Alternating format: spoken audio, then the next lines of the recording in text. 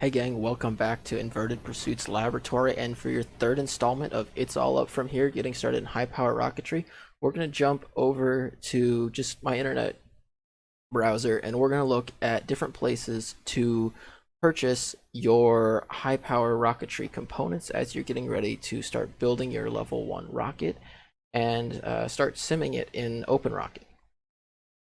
Alright, so this is Mad Cow Rocketry's website.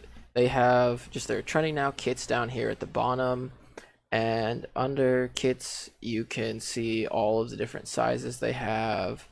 You'd be looking somewhere around the 3-inch usually, but kits by type, you can just go through all sorts of stuff. But for what we're doing, we're going through components.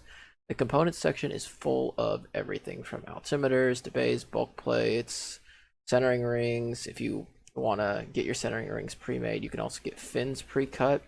I don't find that that's very or you can select from pre-made fins. I don't find that being very helpful when you're designing your rocket, but this is an option. You have all sorts of miscellaneous adapters and parts, but we're going to jump straight into the airframe that I recommend for a level 1 rocket, which from Mad Cow is a 3-inch G12 fiberglass airframe. You can do it out of cardboard or even phenolic, but to help withstand potentially a rougher landing, just a fiberglass airframe, there's no way about it. The likelihood of recovering your rocket just skyrockets.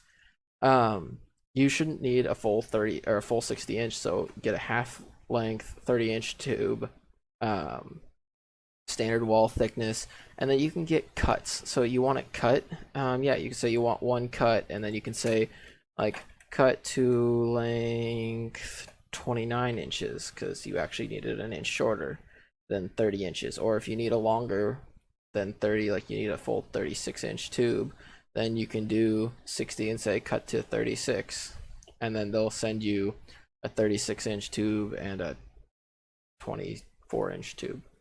But then you can also say how many slots do you want, and it's just they add $10 per cut or slot. Whether you want 3 or 4 fins on your rocket, that's really up to you when you go through designing it.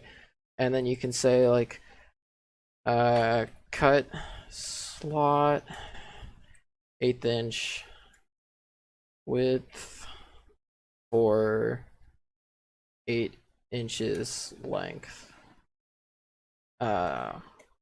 offset 1/2 inch from bottom.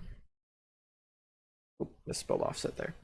But you can give them very detailed instructions about the rocket you've designed, and then your tube will actually come in pre-made for you, and then you do not have to sit down with a Dremel and try to cut a straight line for your tube. They've just done it for you, and you can actually get it just made that way. Yes, it adds to the price because now that I've added 4 cuts, I've added $40, so we're at $90 just for the airframe. But if you're not the type that manufactures things on your own, this is a very great way to get it done for you. You can also select color, whether you want it natural, blue, red, black.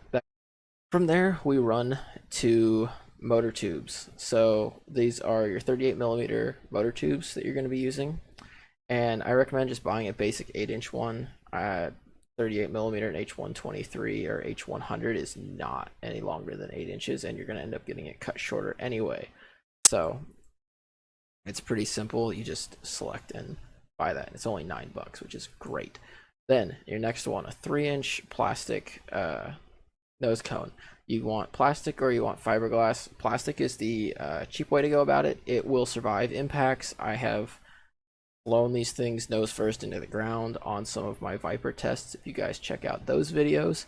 But you can also, if you really want it to like have some strength to it, you can also get a thin wall fiberglass one for about $30. I recommend going with the 4:1 Ogive. The 3:1 is just a little short and your aerodynamics get a little funny.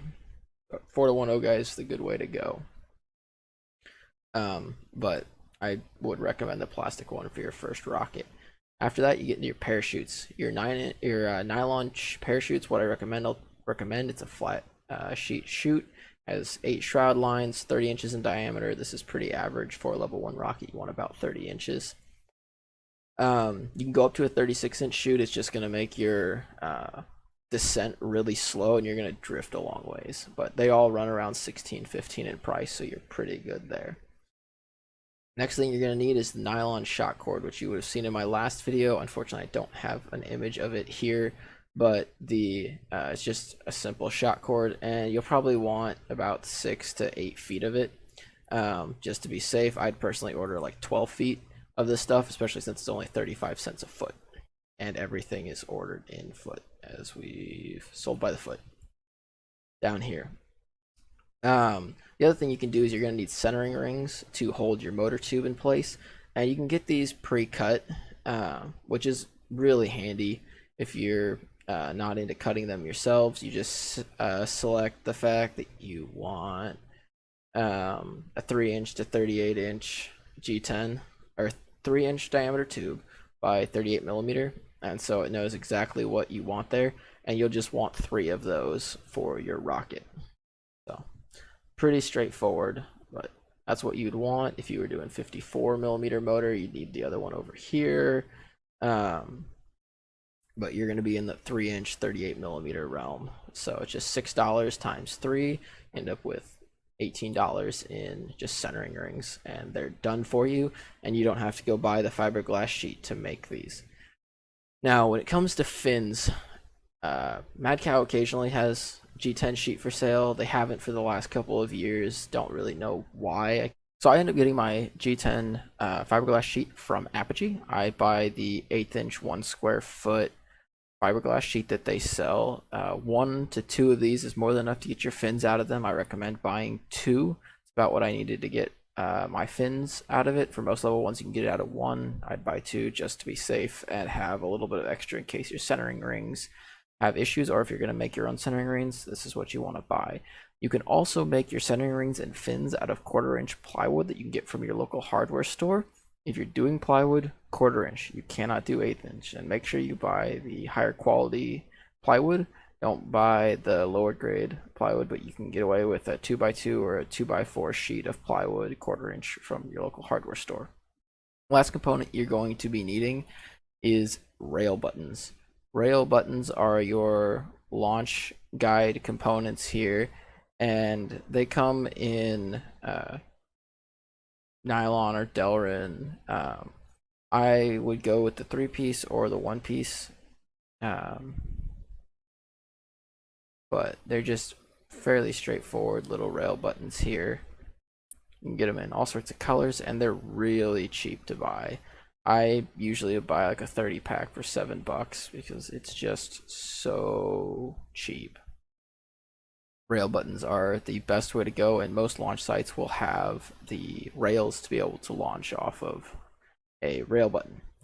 So thanks for watching, guys. These are the parts and components that I would use when building my level 1 rocket. If you want to make changes and modifications to it, that's totally up to you, but check out other videos I've got on my site and the upcoming video I'm going to have on how to use OpenRocket. Thanks for watching, gang.